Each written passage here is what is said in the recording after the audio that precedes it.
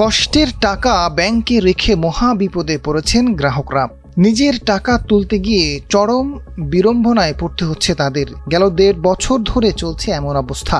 গ্রাহকদের টাকার কোনো সমস্যা হবে না সরকার এবং গভর্নরের পক্ষ থেকে এমনটা বলা হলেও পরিস্থিতির এখনো উন্নতি হয়নি। ফলে পাচ্ছেন না কোনো ভরসা। কিভাবে টাকাগুলো তুলবেন সেই চিন্তাতে রাতের ঘুম হারাম গ্রাহকদের। গেল ফ্যাসিস্ট হাসিনা সরকারের আমলে হাজার হাজার কোটি টাকা লুটপাট হয়েছে ব্যাংক থেকে, যার ফল ভোগ করতে হচ্ছে গ্রাহকদের। নিজেদের টাকা তুলতে গিয়ে এখন অসহায় তারা।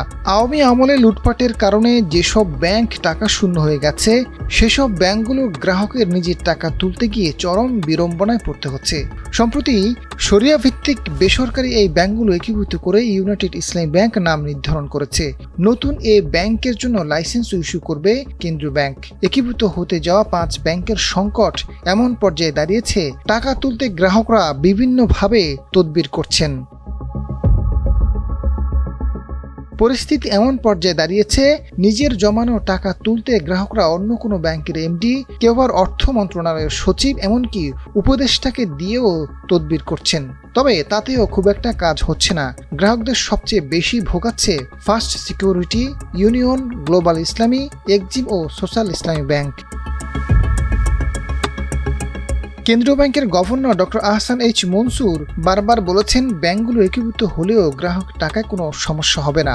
তবুও টাকা নিয়ে দুশ্চিন্তা যাচ্ছে না ব্যাংকগুলোর গ্রাহকদের। অন্তর্বর্তী সরকার দায়িত্ব নেওয়ার পরেই আর্থিক খাতে স্থিতিশীল করতে নানা পদক্ষেপ নেয় কেন্দ্রীয় ব্যাংক।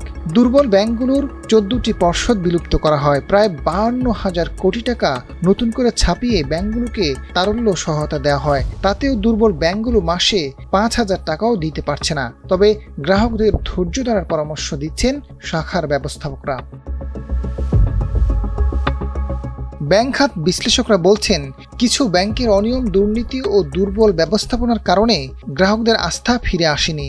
কেন্দ্রীয় ব্যাংক ধাপে ধাপে সমস্যাগুলোর সমাধান করছে, তবে স্বাভাবিক অবস্থা ফিরতে আরও সময় লাগবে। বর্তমান গভর্নর দায়িত্ব নেওয়ার পর বেশ কিছু সংস্কারমূলক কাজ করেছেন, তবুও ব্যাংকিং খাতে শৃঙ্খলা ফেরানো যায়নি। 5টি ব্যাংকে একীভূত করার কার্যক্রম শুরু হলেও এসব ব্যাংকের গ্রাহকরা চরম দুশ্চিন্তায় আছেন। আজাদ ফারুক, ডেস্ক রিপোর্ট, সময়ের আলো।